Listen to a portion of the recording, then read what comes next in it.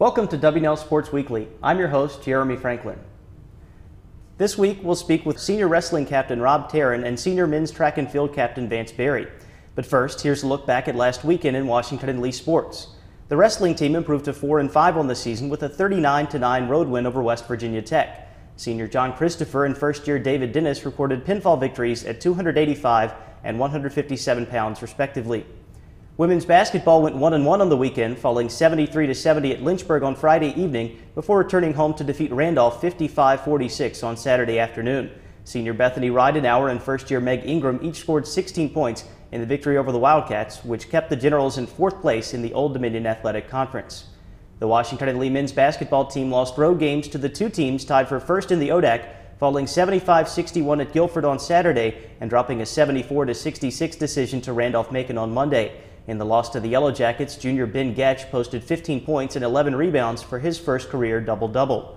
The men's and women's track and field teams combined for 16 top 5 finishes at the VMI Winter Relays on Saturday. Placing first among Division III competitors for the women were sophomore Summer Lally in the triple jump and junior Rosemary Kelly in the mile. First-year Robert Warneford Thompson led the men's team by finishing first among Division III athletes in the mile run. And the WNL riding team finished tied for 4th place at the Randolph IHSA in Lynchburg on Friday. Senior Kate Core placed first in the intermediate fences, while junior Anna Burnett won the walk, trot, canter event. Coming up next is my conversation with women's swimming coach Cammie Gardner. With me now is Vance Barry, senior track and field captain from Ponte Vedra Beach, Florida. Vance, we welcome you to the show. Thanks, Jeremy. You compete as a fall, winter, and spring sport athlete here at Washington and Lee between cross country and track and field. What is it like being in season all year long? Well, for someone who loves the sport, it's wonderful. Out of all the weeks in the year, we only take 4 off. So we're running summer, fall, winter, spring, all the way around the calendar. And I mean, there's nothing better than being able to compete in 3 different seasons in the fall, the spring, and the winter. You've always got something to look forward to. You've always got something to work towards. So that's sort of the unique thing about running. We'll stick with track and field. What are 3 words that you would use to describe Coach Nate Hoey? The first would have to be enthusiastic. He shows up at practice with a presence like no one else. The second in that vein would probably be positive. I mean, even if you're having a bad day, he'll brighten it and he'll bring you up by your bootstraps. And third, I'd have to say knowledgeable. He's probably the only person I know who could coach an athlete in all 17 events of track and field. How has your relationship with Coach Hoey contributed to your success and to the general success as a team?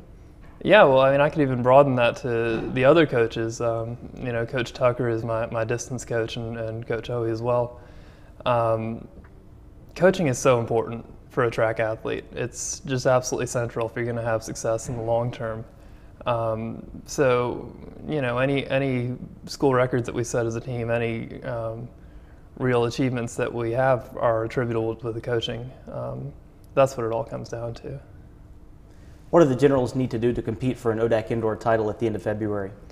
Well, the title probably isn't our goal, to be realistic, at this point. We were 3rd in outdoor last year, and that was, I mean, we consider that a real success.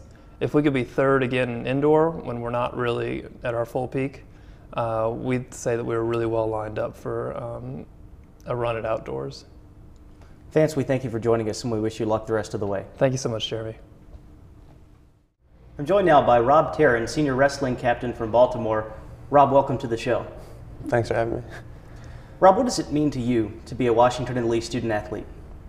I think it's been a great opportunity. When I was looking at schools, there are only a handful that have wrestling programs and are of the academic caliber that Washington Lee is. And I was fortunate enough to come into a team that had, I think it was 9 sophomores, so there's a lot of leadership and a lot to learn, and I've had a great experience. Was competing as a Division III student athlete everything you had hoped for? There's been ups and downs. It was pretty tough at first. I got knocked around, but after a fairly successful high school career, I think it was good to get brought back down to earth, and I've learned a lot, and I've definitely learned to manage my time better. What will this weekend's quad match at McDaniel tell you about your team just 1 week before the conference championships? It's a good physical and mental test. We're going to see those teams again, like you said, next week. McDaniel's going to be a tough match. We line up pretty interestingly against them. And Ursinus and Muhlenberg are always tough teams. What will the Generals need to do to compete this weekend as well as at the Centennial Championships the following week?